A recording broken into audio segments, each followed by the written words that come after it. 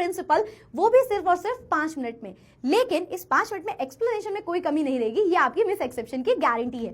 Let's get started with the topic. बहुत सारे लोगों को लगता है कि ऑफबाउ प्रिंसिपल का मतलब है, ये ऑफबाउ एक साइंटिस्ट का नाम था, जो कि नहीं होता है। This rule was initially formulated bye Niels Bohr. ये बहुत कम लोगों को पता है कि इसको नील्स बोहर ने इसके बारे में बताया था इन द ईयर 1920। बट ये होता क्या है मैम?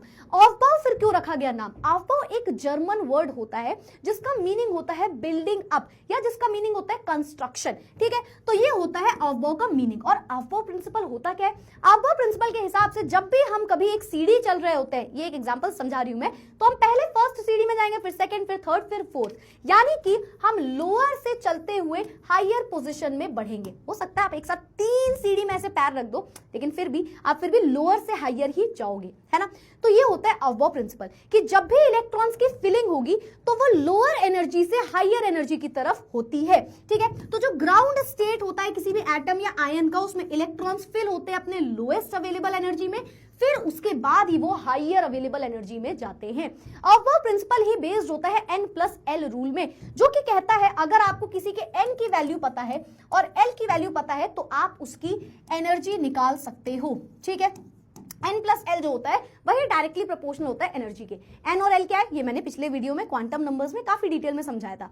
n होता है आपका प्रिंसिपल क्वांटम नंबर, है ना, यानी कि शेल की वैल्यू, और l होता है एजीमुथल क्वांटम नंबर, यानी कि सब शेल की वैल्यू।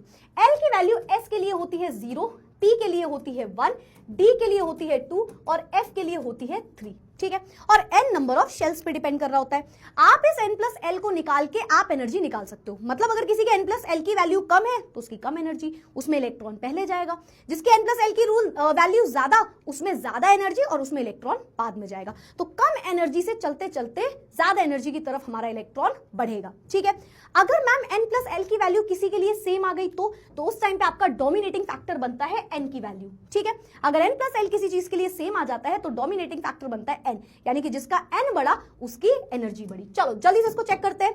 सबसे पहले आता है 1s। 1s में 1 क्या है? n की वैल्यू बेटा जो आगे लिखी होती है वो n होती है, प्लस s क्या है? एक सबशेल यानी कि l। तो 1s के लिए n+l की वैल्यू कितनी आएगी? 1s के लिए 1 प्लस s होता है 0, यानी कि ओवरऑल 1 आ गई वैल्यू। 2s के लिए कितनी आएगी? 2 प्लस s होता है 0, यहां पे मैम ने लिख दिया, तो इसकी एनर्जी आ जाएगी 2। 2p के लिए 2 प्लस p की वैल्यू होती है 1, तो ये आ जाएगी 3, है ना। 2s के लिए 2 आ गई, 2p के लिए 3 आ गई, p होता है अपना 1। 3s के लिए कितना आएगा सोचो? 3 प्लस 0 यानी कि 3। तो इस तरीके से एनर्जी बढ़ती जाएगी। अब मैम क्वेश्चन ये आता है, यहाँ पे 3 यहाँ पे भी आया और यहाँ पे भी आया, तो हम पहले किसकी कम एनर्जी मानेंगे? तो बेटा जिसकी n की वैल्यू छोटी उसकी एनर्जी कम, है ना, क्योंकि n एक डोमिनेटिंग फैक्टर बनता है। जिसकी n की वैल्यू ज्यादा वो ज्यादा एनर्जी वाला। तो सबसे पहले आता है 1s, फिर 2s, फिर 2p, फिर 3s, फिर 3p, 4s and so on. And इसके लिए